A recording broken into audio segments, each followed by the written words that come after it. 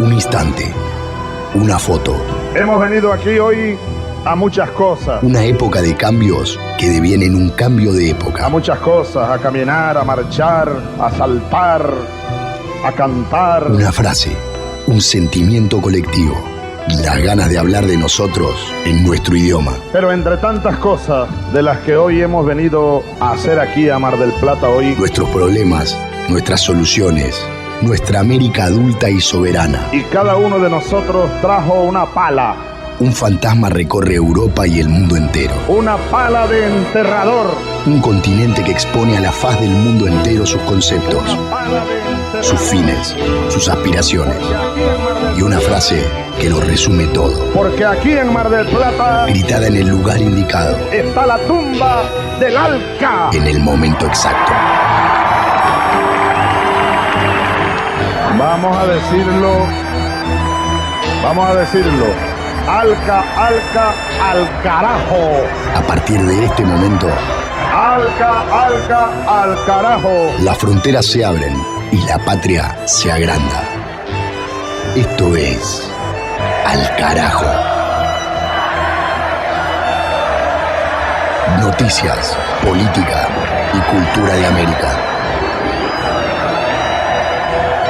Esto es Al Carajo.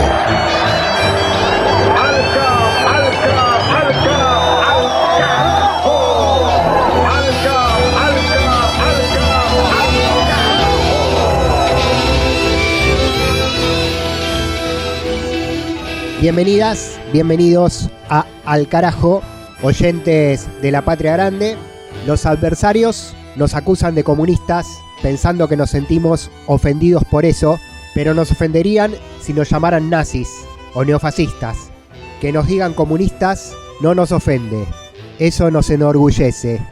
Luis Ignacio Lula da Silva en el Foro de San Pablo, textual. Iniciamos este capítulo número 19, temporada 14, año 2023, con esa cita del presidente de Brasil en el encuentro realizado en la 26ª edición del encuentro de los partidos de izquierda y organizaciones del campo popular de América Latina que tuvieron su encuentro en Brasil. Este programa perfectamente puede suscribir a las palabras del mandatario, que después de ese encuentro y de ser polemizado por la prensa brasileña y latinoamericana por esa declaración, estuvo en el encuentro del Mercosur, realizado en el Parque Nacional Iguazú, en la República Argentina, compartiendo con el presidente anfitrión Alberto Fernández, más el presidente de Bolivia Luis Arce, más la calle Pou de Uruguay y el saliente presidente de Paraguay Mario Abdo Benítez, donde fue Lula quien motorizó la postura firme frente a la Unión Europea para renegociar los términos del famoso y postergado acuerdo entre los dos bloques que el viejo continente intenta imponer de manera asimétrica para los intereses de nuestra región. Y allí Lula volvió a ser de esa postura firme, dándole sentido con su liderazgo a los espacios regionales, de los cuales abundan muchos en el continente, pero que estaban vacíos de contenido y carentes de legitimidad a partir de lo que fue la oleada de gobiernos de derecha y conservadores que llegaron en los últimos años al poder en los distintos países. Pero ahora está Lula en Brasil, está Petro en Colombia, está López Obrador en México, entre otros, y eso cambia la ecuación con todos los matices que le podamos poner a ese análisis. En esta emisión de Al Carajo que estamos comenzando, vamos a tener noticias justamente de varios foros regionales que, más allá de sus vaivenes, siempre son importantes cuando se juntan los gobiernos, los países y tratan de generar alternativas. Tenemos noticias en esta vuelta sobre la reunión de la CARICOM, la Comunidad del Caribe, con los pequeños países insulares del centro de nuestro continente que están fuera del mapa político e informativo, lamentablemente. Incluso muchas veces también para el campo de la comunicación popular. Acá en Al Carajo le damos mucha importancia y mucha vinculación a la realidad de estos pueblos hermanos, siempre con contactos en voz propia desde el territorio, con las radios comunitarias, campesinas, alternativas y universitarias de estos países, caribeños y mesoamericanos. También tenemos título y desarrollo sobre un encuentro del G77 más China en Cuba, sobre medio ambiente. espacio que aglutina a prácticamente 3/4 partes de las naciones del planeta, sin las potencias, las naciones emergentes o en vías de desarrollo, para intentar discutir políticas y perspectivas sin el dedo hegemónico de Estados Unidos, de Alemania, de Francia, de la Unión Europea. Vamos a tener en esta emisión también columna de historia con Juan Francisco Martínez Pería, docente de la Universidad de las Madres de Argentina y de la Educación Pública Latinoamericana, investigador, académico, tallerista, prestigiando y enriqueciendo este programa. Juan Francisco, siempre muy importante su participación, y va a estar Mavi Sosa con la parte cultural, música, comidas y literatura de la Patria Grande. Mi nombre es Pablo Daniel Ovín, en la conducción y producción periodística de este ciclo. Estamos, como dije, en la temporada número 14. Iniciamos acá, como dije, el episodio número 19 de este año 2023, mes de julio, y tenemos por delante aproximadamente 60 minutos en formato radiofónico que se emite, se reproduce, se comparte en el aire de un montón de radios, cerca de 50 emisoras populares, comunitarias, cooperativas, rurales, también radios escolares, radios universitarias y radios públicas de Argentina, de Chile, de Bolivia, de Uruguay. También tenemos un canal de YouTube que lo encuentran por el nombre del programa, Al Carajo Radio, desde donde hacemos las emisiones en vivo y donde queda alojado todo el material en archivo para poder escuchar o compartir en el momento que quieran. Vamos a empezar acá mismo el viaje por el continente, títulos y desarrollo informativo, país por país y región por región, luego la música, después la historia, las comidas y la cultura, el contacto con las radios comunitarias de América Latina y el Caribe con los informes desde el territorio, las lecturas y todo el continente concentrado en este rato al que le ponemos la pasión de la identidad. Al Carajo Radio en Twitter, en Facebook y en Instagram para encontrarnos en las redes sociales. Nos vamos ya al desarrollo del sumario planteado para esta emisión. Del Atlántico a los Andes, del cerro a la cordillera. Al Carajo. Las noticias de América.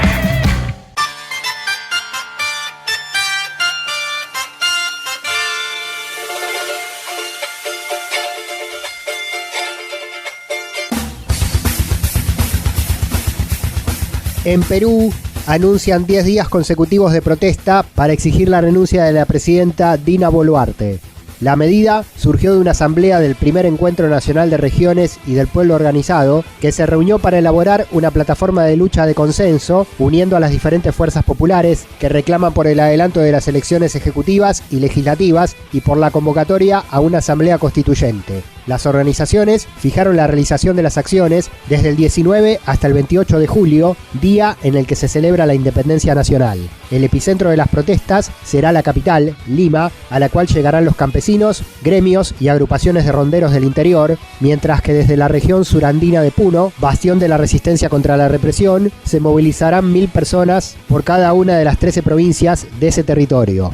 Otra de las decisiones anunciadas por el movimiento popular es no llamar a las jornadas como Toma de Lima por ser un nombre que la prensa hegemónica utilizó para presentarlas como violentas, y en cambio se las denominará como Jornadas de Movilización Nacional Popular Permanente. Además de las organizaciones regionales, sindicales y agrarias de casi todas las regiones peruanas, también manifestaron su adhesión a agrupaciones vecinales de los barrios populares capitalinos, más la Confederación General de Trabajadores de Perú, más la Central Unitaria de Trabajadores, la Central Nacional de Rondas Campesinas y el Comando Unitario Nacional de Lucha. Al Carajo.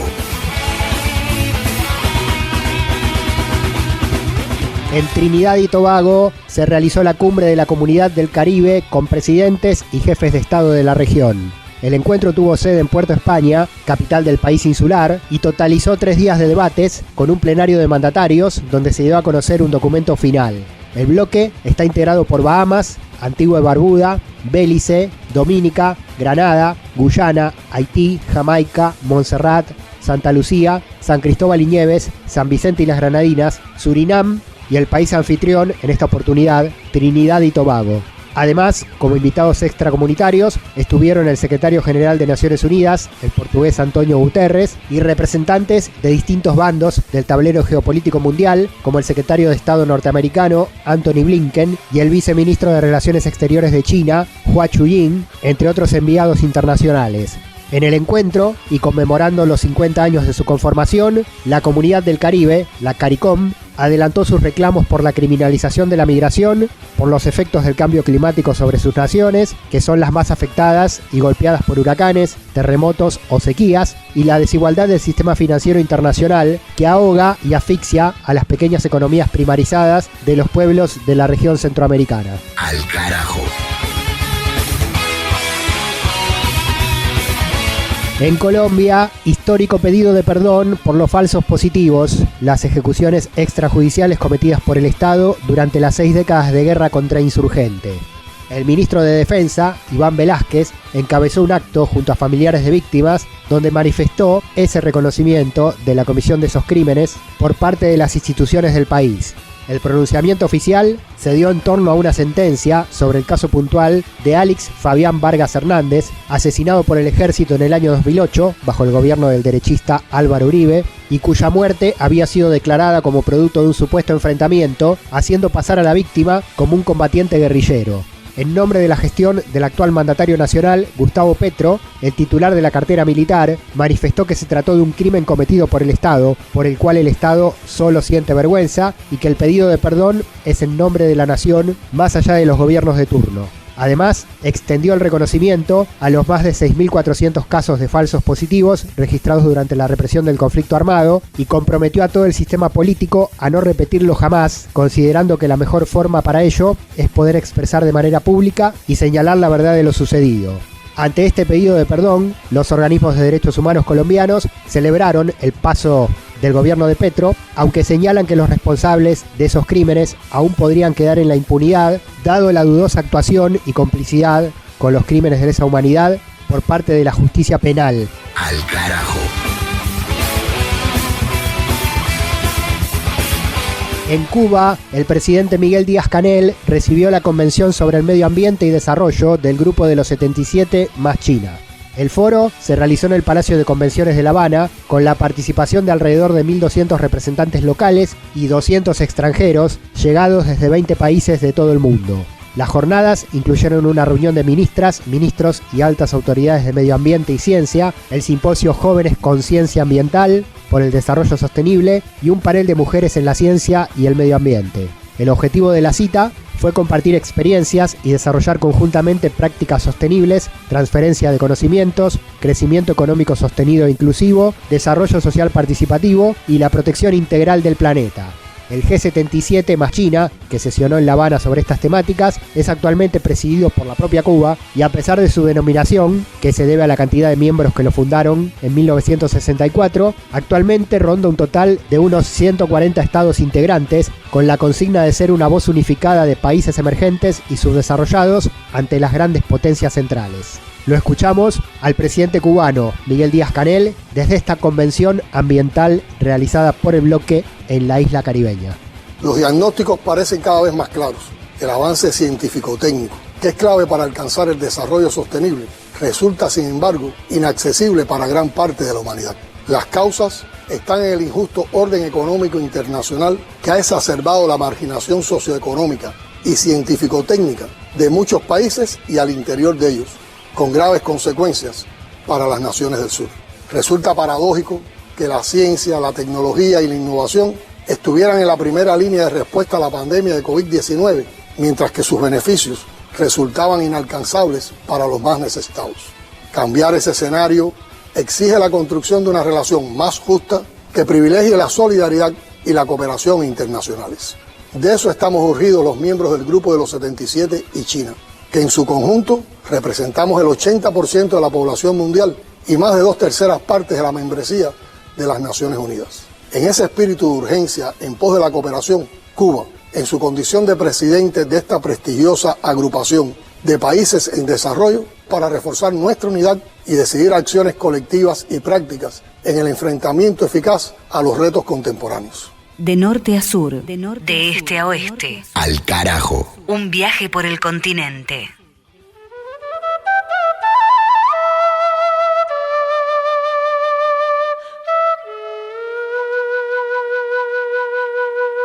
Música, ahora en Al Carajo, después de las primeras noticias, de los primeros títulos, país por país y región por región, nos envuelven estos sonidos del altiplano de los cerros sudamericanos. La saludo a Mavi Sosa, que nos va a presentar a esta artista. Hola Pablo, hola a la audiencia de Al Carajo. Vamos a escuchar a Micaela Chauque, una artista, una música de la provincia de Jujuy, de Argentina.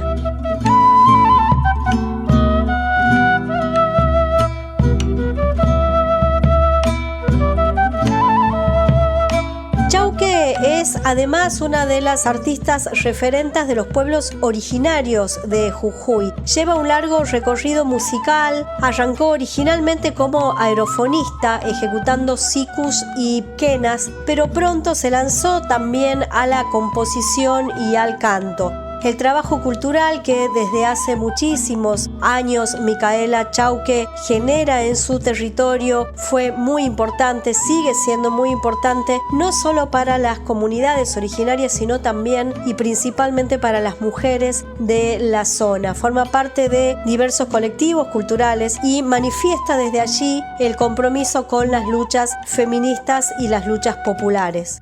Esta canción que estamos escuchando de ella se llama Jujuy Mujer, pertenece a un trabajo discográfico llamado Instrumental de la Quebrada, pero nos vamos a remitir a su primer disco del 2018, que además de música, tiene palabra, tiene letra, combativa, y lleva como nombre El Grito de Batalla, Jalialia. Desde allí, de ese disco, vamos a escuchar esta canción que tiene como invitado a Diego Arnedo, el bajista de la banda de rock argentina Divididos. Escuchamos por Micaela Chauque y Diego Arnedo el tema Tengo bagualas y coplas. Tengo bagualas y coplas como ovejitas en corral.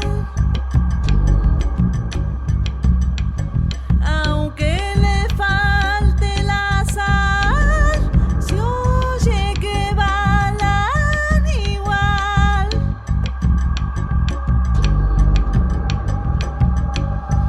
Soy libre cuando canto las coplas de mis abuelos.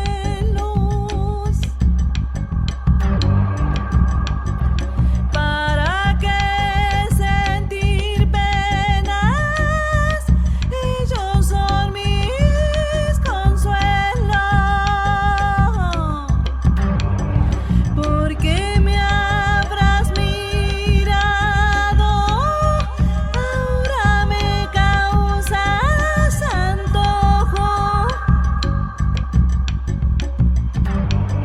La noche se hace doctora cuando no veo tus ojos.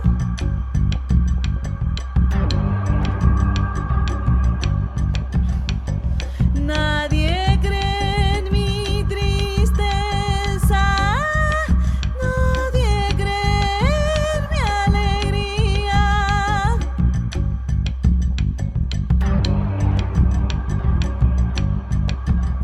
Vos sos el que me robaste el corazón que tenía.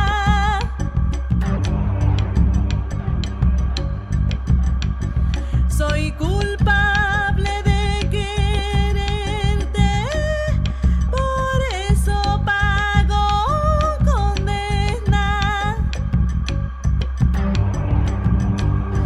Mi corazón es la cárcel y mi cuerpo la cadena. Música de América del Sur en Al Carajo, desde Jujuy, Argentina. Estos sonidos que nos trajo nuestra compañera Mavi Sosa.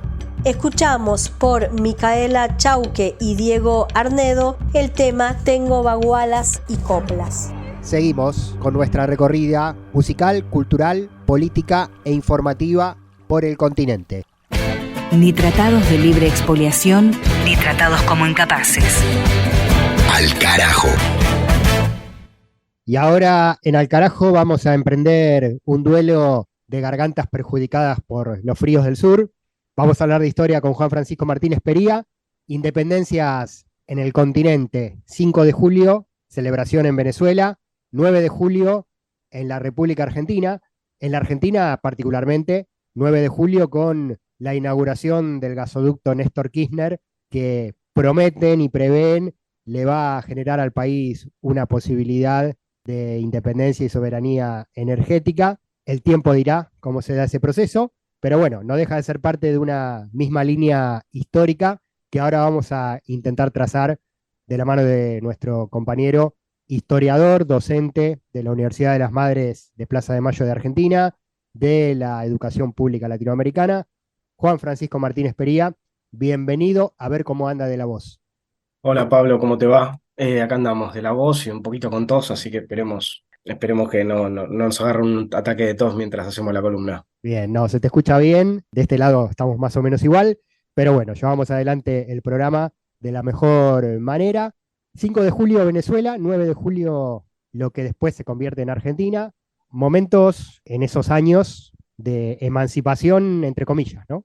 Sí, dos fechas, bueno, relevantes para pensar la independencia de América Latina, ¿no? En general, una cuestión que ha sido permanente en esta columna, ¿no? Reflexionar sobre nuestro proceso emancipatorio y los límites de ese proceso, ¿no? Y cómo todavía seguimos enmarcados en estas dificultades. Y algo que es importante señalar, ¿no? Vos hablabas de 9 de julio, de lo que después fue la Argentina, justamente señalar que bueno, que nosotros celebramos en la Argentina algo que en realidad fue un proceso más complejo, mucho más complejo, que en realidad abarcaba a un territorio más amplio, ¿no? Estamos hablando del 9 de julio de 1816, el 5 de julio de 1811. El 9 de julio de 1816, en realidad, lo que se independiza es un país que se llamó Provincias Unidas en Sudamérica, que intentaba hacer un proyecto mucho más amplio del que terminó siendo. Y esta es la primera cuestión que me parece bastante importante, ¿no? Que es la necesidad de pensar los procesos que se abren en 1810 y que no culminan en 1816, ni mucho menos en el caso de Venezuela culmina en 1811, como procesos meramente nacionales, ¿no? En general, uno de los grandes problemas es que se celebra esto como algo separado del resto de América Latina, como no tuviera nada que ver. De hecho, a mí me pasa mucho dando clase a estudiantes en universidades, ¿no? Y preguntarle, bueno, ¿y qué estaba pasando en el resto de América Latina? Y no tiene la más pálida idea. No por su culpa, sino porque generalmente no se ve así, no se celebra, sobre todo, que si en nuestras escuelas, obviamente que a nivel universitario esto se sabe, pero quiero decir, en nuestras escuelas, en nuestros actos políticos, protocolares, en general, lo que ha quedado es una mirada como muy nacional, separada del resto de América Latina, ¿no? Entonces, la primera cuestión es insistir que este fue un proceso latinoamericano, ¿no? Que también subrayar, como hacemos siempre, que en realidad hubo procesos revolucionarios previos, ¿no? La revolución de Tupac Amaru y Tupac Katari en 1780 y 1781, la revolución haitiana, de la cual ya hemos hablado varias veces acá, que fue la primera independencia de América Latina en 1804, y que el proceso que se abre en 1810 es un proceso latinoamericano muy vinculado con la crisis que estaba viviendo España en ese momento a partir de la invasión napoleónica, y un proceso latinoamericano y muy conflictivo, ¿no, Pablo? Esto también me parece muy importante, subrayar el conflicto interno, las distintas vertientes internas, cómo en realidad había diferentes sectores que querían la independencia muy tempranamente y sectores que en realidad no querían la independencia, ¿no? Siempre en el caso argentino hay que recordarle a la audiencia, tanto Argentina como del resto de América Latina, nosotros tenemos 2 fechas patrias. ¿Cómo se explica que tenemos 2 fechas patrias, ¿no? El 25 de mayo de 1810 y el 9 de julio de 1816. En general, esto es algo que la gente no se pregunta mucho porque no parecería haber una respuesta muy evidente. La respuesta que uno podría dar es, bueno, se tardó 6 años en derrotar a España. Bueno, esa respuesta sería una respuesta bastante falsa, no es así, y en realidad lo que gran parte de la historiografía plantea es que en realidad En 1810, la mayoría de las juntas que surgieron en América, dicho de paso, la primera junta que logra establecerse en América es en abril en Venezuela, y la mayoría de esas juntas no tenían una vocación evidente de independencia, lo que querían era renegociar más bien la relación con España. Lo que va a ir pasando es que en diferentes lugares de América, lo que va a ir pasando es que los sectores que sí querían la independencia se van a imponer muy rápidamente. Entonces es muy interesante comparar el caso de Venezuela con el caso del Río de la Plata, porque en el caso de Venezuela muy rápidamente se va a buscar la independencia, ¿no? Y eso se va a deber fundamentalmente a dos figuras, Francisco de Miranda y Simón Bolívar, ¿no? Simón Bolívar, que ya desde antes de 1810 quería la independencia, y sobre todo Francisco de Miranda, que era el gran precursor de la idea de independencia y unidad de América, que hace décadas que venía insistiendo con esto, y que va a volver a Venezuela de la mano de Bolívar a fines de 1810, y van a proclamar la primera independencia de Venezuela, en un proceso complejo, el 5 de julio de 1811. ¿Qué va a pasar en Venezuela? Esa independencia no se va a lograr consolidar debido a la oposición de otros criollos, la oposición de españoles, pero también la oposición de sectores populares. Esto es muy interesante. El caso venezolano es muy conflictivo porque los sectores populares se oponen a la independencia debido a que entienden que esa independencia no los excluye, porque Bolívar y otros seguían teniendo esclavos y no habían abolido la esclavitud, ¿no? Entonces, en el caso de Venezuela va a ser un recorrido muy largo. Va a haber varias declaraciones de independencia posteriores, ¿no? Hasta que finalmente, digamos, con la batalla de Carabobo, se va a lograr consolidar eso, ¿no? En un proceso donde Bolívar, gracias a la ayuda de Haití y gracias a que va a incluir a la abolición de la esclavitud dentro de su agenda, va a ir logrando, sobre todo mucho después, a partir de 1816, 17 en adelante, en un proceso muy difícil, muy complejo, va a ir logrando la independencia de Venezuela, de lo que actualmente es Colombia, de lo que actualmente es Ecuador, de lo que actualmente es Panamá, y va a ir constituyendo, primero en los papeles en 1819, lo que es Colombia, lo que se conoce como la Gran Colombia, y después en la realidad en 1821 ya va a quedar firme Colombia. En el Río de la Plata nosotros tenemos un proceso sumamente complejo, muy intrincado, que se abre en 1810, donde claramente había sectores que no querían la independencia, ¿no? Sobre todo la figura de Bernardino Rivadavia, había figuras como Alvear tampoco, había figuras que sí querían la independencia probablemente, aunque no lo decían, como Mariano Moreno, como Castelli, como Belgrano. Una figura clave en el Río de la Plata, Artigas, ¿no? Artigas lamentablemente ha quedado fuera del panteón de los héroes argentinos, pero Artigas fue un gran exponente muy temprano de la idea de independencia y además de la idea de una gran reforma social, una revolución social. De hecho, Artigas lleva adelante el primer intento de hacer una reforma agraria en el Cono Sur, ¿no? Una figura clave con un movimiento súper popular. Pero cuando se logra la independencia, cuando se declara la independencia en 1816, se declara porque hay sectores que se imponen fuertemente frente a los otros que estaban, como había dicho Mauricio Macri en su discurso del 2016, angustiados, ¿no? Efectivamente había sectores que estaban angustiados, pero había sectores patriotas verdaderamente decididos, como San Martín, como Belgrano, como Güemes, ¿no? Que logran que se declare la independencia. Pero vos fíjate, Pablo, que primero cuando se declara la independencia del Río de la Plata, de las Provincias Unidas de Sudamérica, primero se pone de España, ¿no? Y después, tiempo después, se tiene que agregar de toda otra potencia extranjera. Y otra cosa que también es muy interesante, que se pone fin de la revolución, comienzo del orden. O sea, como que había varios sectores que estaban muy preocupados por todo este gran desorden político-social que se había constituido durante ese momento, ¿no? Que se había abierto como una caja de Pandora. Y ahí lo que pasa es que no termina la cosa, ¿no? La historia no termina en 1816, como mucha gente puede creer. En realidad la guerra continúa, por supuesto, en el norte de América del Sur, pero también continúa con tropas propias, ¿no? Digo, de lo que después fue la Argentina, ¿no? Con el proceso de cruce de los Andes de San Martín hacia Chile y después hacia Perú, ¿no? Logrando la independencia de Chile, junto con gente, por supuesto, de Chile. Esto también es muy importante, no fue la Argentina liberando Chile, ni la Argentina liberando Perú, ¿no? Sino que fue un proceso americano. Quiero subrayar permanentemente esta idea de un proceso americano, ¿no? Porque es lo que nos falta. Es lo que nos falta hoy, ¿no? Esto fue justamente una de las grandes gestas americanas, y San Martín junto con O'Higgins va a lograr en una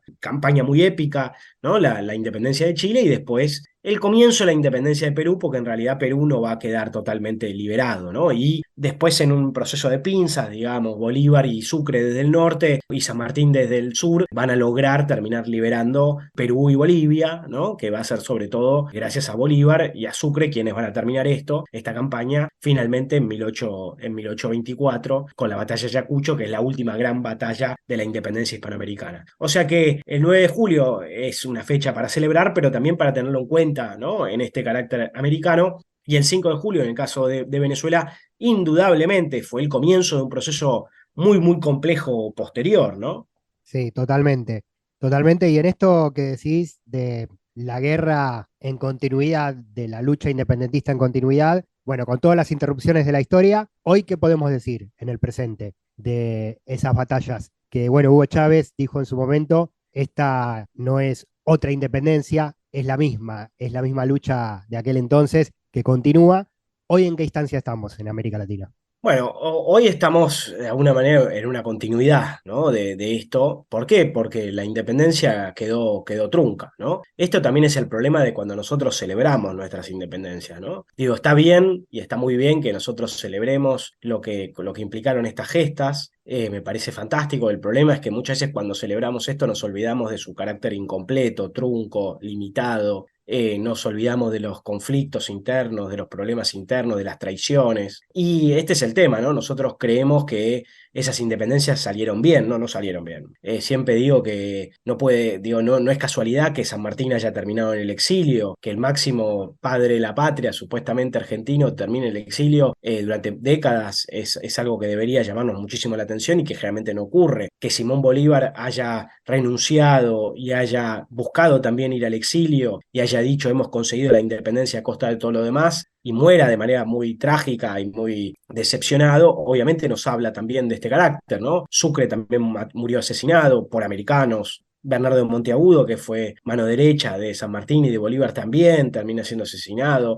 Y obviamente esta independencia quedó trunca porque lo más interesante de este proyecto, que era la unidad de América, ciertos cambios sociales, incluso revolucionarios, recordemos también a Artigas, que termina en un exilio en Paraguay, y esta idea de cambio social, de unidad de América y una independencia vigorosa quedó trunca porque nuestras élites no estuvieron interesadas en esto, traicionaron a los libertadores fueron traicionados y caímos bajo redes neocoloniales, ¿no? En términos culturales y económicos, sobre todo en las manos de Inglaterra y de Francia, y seguimos en esa senda, digamos, ¿no? De hecho, incluso te diría, Pablo, que durante el siglo XIX esto fue empeorando, ¿no? Fue empeorando porque nuestros países se constituyeron en oposición a los vecinos, ¿no? En vez de integrarnos, cada vez nos separamos más, ¿no? Y cada vez más nos integramos a las potencias del norte. Hoy por hoy, como decía Chávez, y como dijeron tantos otros, ¿no? Francisco Bilbao, José Martí, Fidel Castro, el Che, y tantos, Perón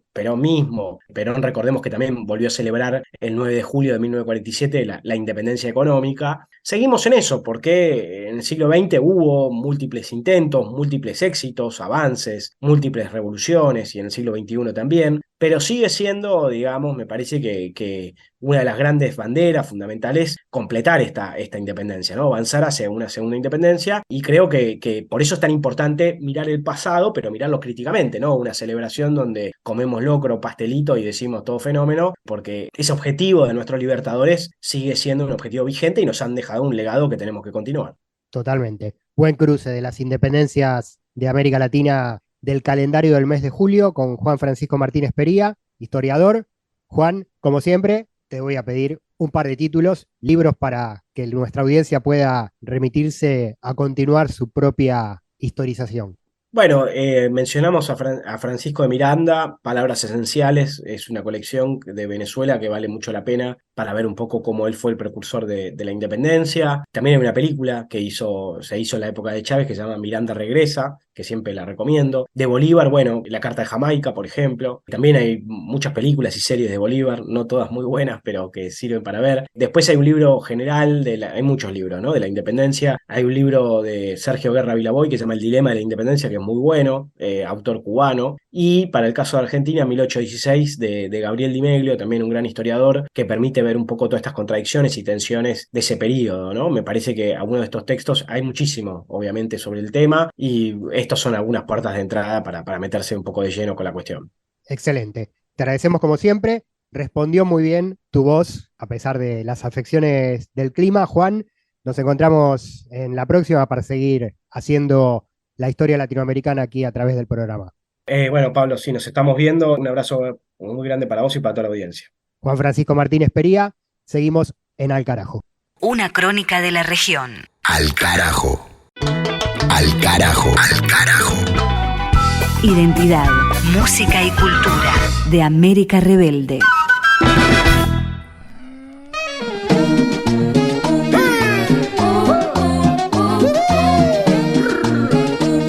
Seguimos en Al carajo.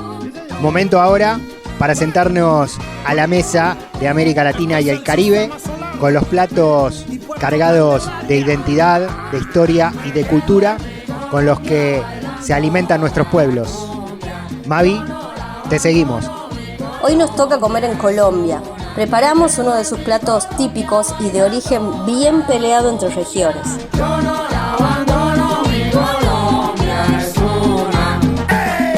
La frijolada colombiana hoy es muy popular en todo el país y una de sus características particulares es el uso del frijol cargamanto, un grano grande con un color blancuzco y líneas rojas. Es un tipo de frijol que se cultivó por primera vez en Colombia. Este país, Colombia, por la variedad de sus pisos térmicos, es uno de los grandes productores de frijol en la región andina. El frijol se puede cultivar en climas fríos, medios y cálidos. Por eso, tanto el centro del país como la costa atlántica tienen una gran producción de este grano. Dicen que es un plato hecho para el trabajador campesino que tenía jornadas largas y extenuantes, por lo que necesitaban un plato que lo mantuviera activo y con fuerzas. Si bien la receta de la frijolada no tiene grandes variantes, sí hay una disputa respecto a con qué se acompaña y en qué región nació, aunque al parecer nació en Antioquía. Nosotros vamos a desoír esas peleas y vamos a preparar una rica frijolada.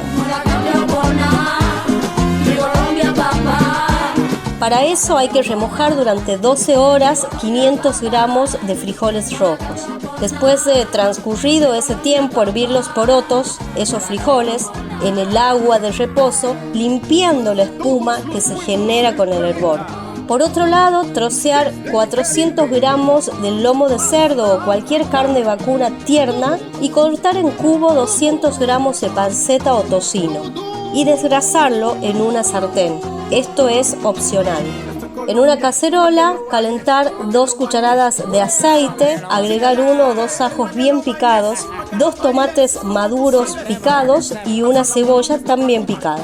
Emulsionar con algún tipo de caldo o con agua. Cuando hubo pasado una hora de hervor de los frijoles, agregar la carne troceada y el tocino.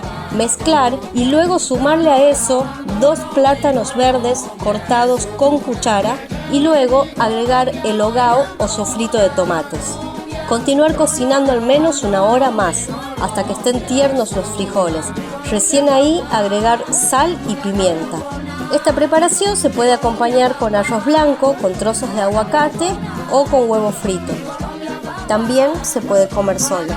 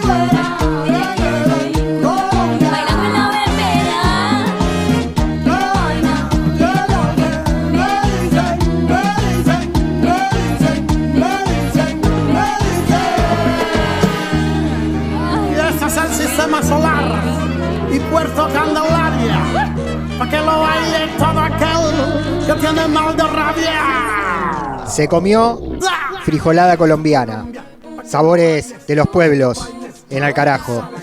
Acompañamos con la música de Sistema Solar, banda de Santa Marta, del Caribe colombiano, con una canción que habla de estas tierras, Mi Colombia.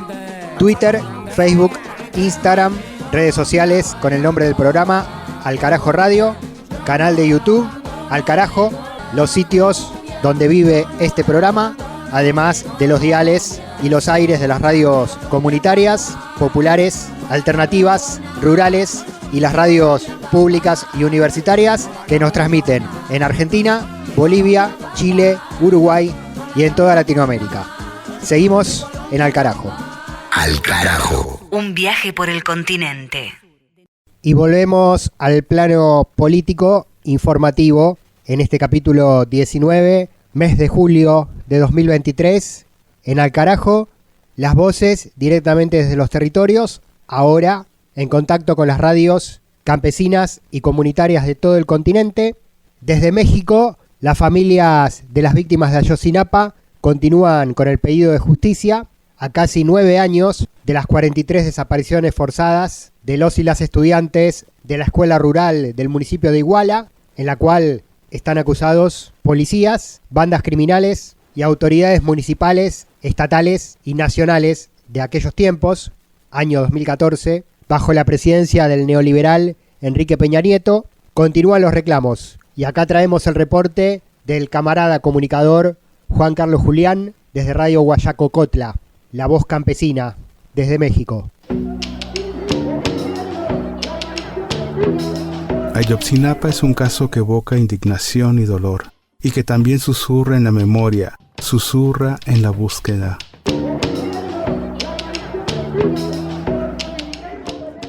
Durante la noche del 26 y la madrugada del 27 de septiembre del año 2014, 43 estudiantes de la Escuela Normal Rural Raúl Isidro Burgos desaparecieron forzadamente durante esa noche, sembrando dolor y dejando una herida abierta que aún no cierra.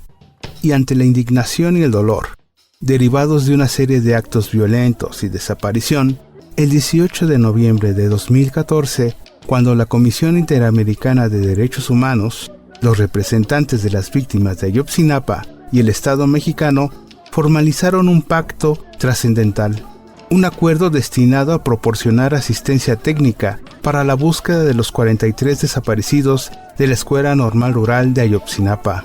El Grupo Interdisciplinario de Expertos Independientes, GIEI, se convierte en una herramienta de expertos, entrelazando disciplinas y conocimientos como un instrumento para el cumplimiento a medidas cautelares otorgadas por la Comisión Interamericana a los 43 desaparecidos y sus familiares, con el anhelo que a cada paso que dieran, a cada hallazgo que descubrieran, se pudiera desentrañar qué pasó con estos muchachos. Pero este camino ha sido plagiado de obstáculos, de desencuentros y resistencia con las autoridades, especialmente con las Secretarías de Defensa y Marina, que han creado para sí mismas una soberbia barrera, retorciendo la verdad entre sus sombras. El informe revela detalles sobre el caso. En cuanto a la autoría de los hechos, se resalta la necesidad de examinar detalladamente la actuación de las diferentes corporaciones involucradas. Estas entidades encubrieron los acontecimientos y obstaculizaron activamente el descubrimiento del destino y el paradero de los estudiantes en los días posteriores a los trágicos sucesos. El informe menciona la obstrucción en la investigación del caso Ayotzinapa. Ha incluido la falsificación de documentos oficiales, las omisiones dolorosas de información relevante y las respuestas, negando información que sí existe en la investigación y construcción de la llamada verdad histórica. Además, se ha señalado la parálisis y la falta de protección de instituciones del Estado mexicano en relación con los hechos del 26 y 27 de septiembre del 2014, lo que ha dificultado la identificación de los responsables de los hechos. Sin embargo, lo más alarmante que nos muestra el informe es la existencia de una sistemática práctica de tortura contra los detenidos, especialmente a partir de octubre del 2014. Estos actos no solo violaron gravemente los derechos humanos, sino que también corrompieron la investigación y las declaraciones de los involucrados. La tortura se utilizó como medio para forzar autoinculpaciones y respaldar la versión oficial de los hechos, distorsionando así la información que los detenidos podrían proporcionar. pero el destino sigue tejiendo tela. Las grietas en las relaciones entre el GIEI y el gobierno del presidente Andrés Manuel López Obrador se profundizan, para que finalmente 2 de sus integrantes, Carlos Beristain y Ángela Buitrago, anunciaran su partida inminente de México el próximo 31 de julio, y no tienen intención de volver a renovar esta encomienda, dejando tras de sí las investigaciones del caso. Es muy probable que el abandono definitivo del país por parte del grupo interdisciplinario de expertos independientes podría erigirse como una pérdida irreparable en la búsqueda de la verdad y la justicia de Ayotzinapa. La desaparición forzada de los 43 estudiantes persiste como una herida abierta, y la falta de respuestas claras y la escasa cooperación de las autoridades solo ahondan la desconfianza y profundizan el dolor de los familiares de las víctimas desaparecidas y la indignación social.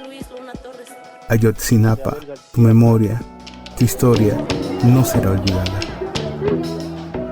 Y del pedido de justicia de los familiares de los desaparecidos de Ayotzinapa en México, vía Radio Guayacocotla, en la voz del periodista comunitario Juan Carlos Julián, cruzamos por el mapa a través del Caribe hasta República Dominicana para relevar la grave situación de violencia de géneros. La crónica de la compañera Roxana Marmolejos desde la red UDECA, ciudad de Santo Domingo, capital del país caribeño, alerta por el aumento de los feminicidios en República Dominicana. Saludos Latinoamérica y el Caribe. En Santo Domingo, República Dominicana, al menos 43 mujeres han muerto en los primeros 7 meses de este año 2023 a manos de parejas y exparejas, según datos ofrecidos por el Ministerio de la Mujer. Con al menos 3 feminicidios, uno de ellos perpetrado frente a una niña de 2 años en el sector Villa Consuelo, el segundo semestre del año comenzó con una ola de violencia que preocupa a especialistas de la conducta, quienes los califican como una epidemia. Frente a la preocupante situación, los especialistas consultados optaron por recomendar buscar ayuda a las personas que muestren ansiedad y depresión. El Ministerio de la Mujer lamenta mucho esta situación, que estamos haciendo todas las estrategias oportunas para seguir combatiendo esta situación. En este momento estamos trabajando, la semana pasada habían unos 37, creo que la ministra había dicho, y habían 2 en investigación. El día de ayer habían 41 el viernes, y creo que se sumaron 2, pero ustedes saben que se quedan en investigación. Son conductas aprendidas, en donde vemos qué pasa también con los suicidios. Cuando ocurre un suicidio de una forma, el ser humano copia conductas que son erróneas, al parecer se psicotizan, pierden su contacto con la realidad y terminan cometiendo estos hechos. De su lado, la encargada de violencia de género del Ministerio de la Mujer, Yadira Núñez, dijo que están buscando todas las estrategias oportunas para seguir combatiendo esa situación, al tiempo que lamentó que se registren ese tipo de casos. Desde UDECA en República Dominicana les informó Roxana Marmolejos. Y de República Dominicana bajamos hasta Paraguay. Información del movimiento campesino. Denuncia del camino hacia la pérdida total de la soberanía agroalimentaria. Agrotóxicos, concentración de la tierra y proteccionismo del Estado, no a las economías locales o a las familias campesinas, sino a los grandes terratenientes y compañías transnacionales que patentan las semillas. Informa Javier Silguero, cronista de Radio Fe y Alegría desde Paraguay.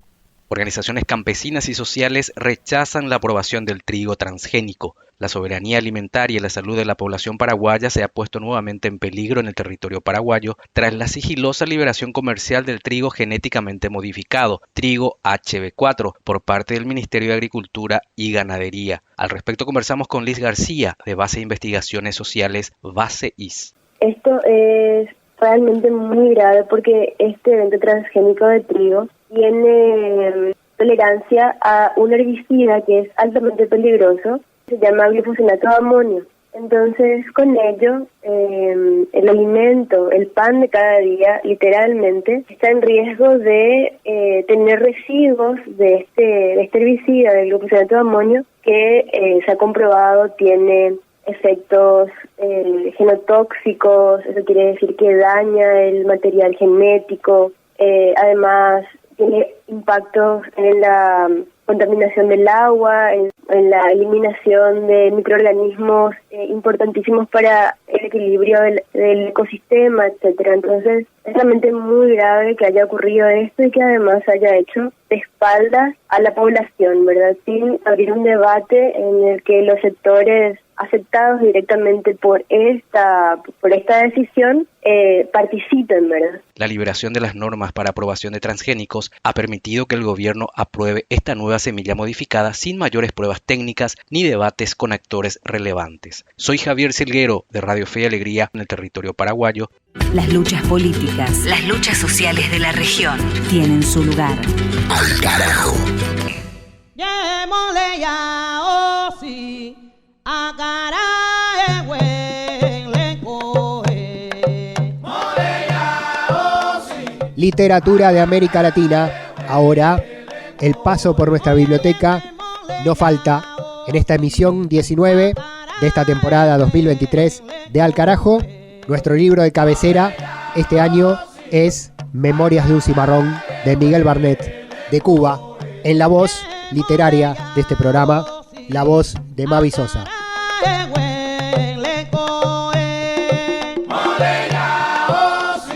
La debilidad viene en los pueblos, porque la gente cuando ve la manteca se vuelve loca para arriba de ella. A mí nunca me ha gustado, porque debilita. El que coge mucha manteca se pone gordo y medio bobalicón. La manteca perjudica mucho la circulación y engarrota a la gente. Uno de los mejores remedios que hay para la salud es la miel de abejas. Esa se conseguía fácil en el monte, donde quiera había de la tierra. Yo la encontraba muy abundante en los palos del monte, en los jácaros huecos o en las guásimas. La miel me servía para hacer canchanchara. La canchanchara era un agua sabrosísima. Se hacía con agua de río y miel. Lo mejor era tomarla fresca. Esa agua era más saludable que cualquier medicina de hoy. Era natural. Cuando no había río cerca, yo me metía bien adentro y me daba a buscar una cacimba. En el monte hay cacimbas hasta para hacer dulce. Corrían loma abajo y traían el agua más fresca y más clara que yo he visto en mi vida. La pura verdad es que a mí nunca me faltó nada en el monte.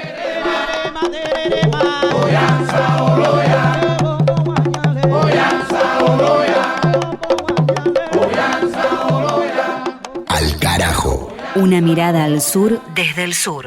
Aquí se queda la clara, la entrañable transparencia de tu querida presencia, comandante Che Guevara. Damos por terminada la vuelta por el continente de esta semana. Al carajo, noticias, música, política y cultura de América Latina y el Caribe, medio centenar de radios comunitarias, populares, alternativas, cooperativas, rurales, emisoras públicas, radios universitarias, centros de producción de Argentina, de Bolivia, de Chile, de Uruguay, de distintos lugares de nuestra región. Originamos estas voces, estos sonidos y esta producción desde estudios y antena de la Radio de las Madres de Plaza de Mayo de Buenos Aires, Argentina, y lo reproducimos por todas las antenas compañeras y por todas las plataformas que nos permiten ser parte de una red de comunicación multiplicada de esta manera colaborativa. Desplegamos la contraagenda informativa de la Patria Grande.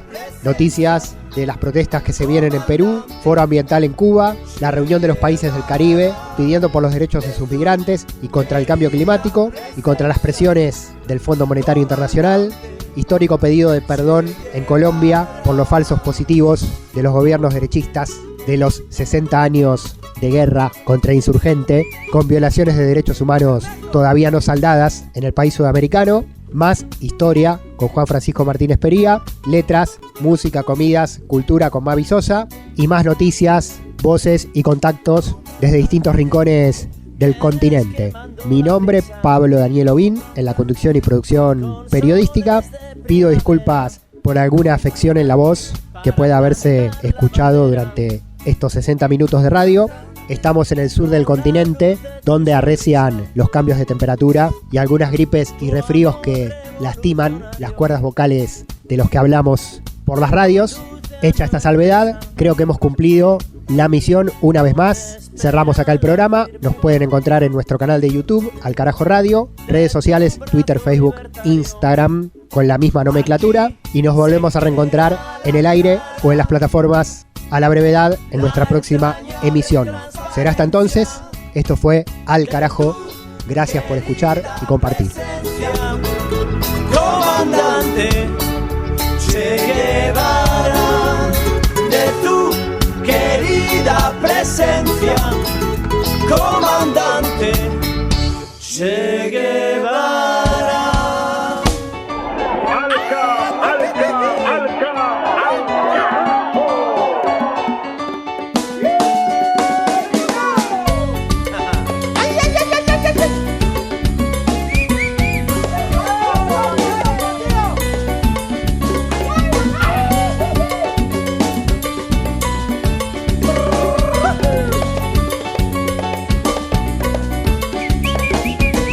Aprendimos a quererte desde la historia altura hasta siempre, comandante. Tu mano gloriosa y fuerte le conduce a nueva empresa. Hasta siempre, comandante. Che Guevara, Che Guevara. Che Guevara, Che Guevara.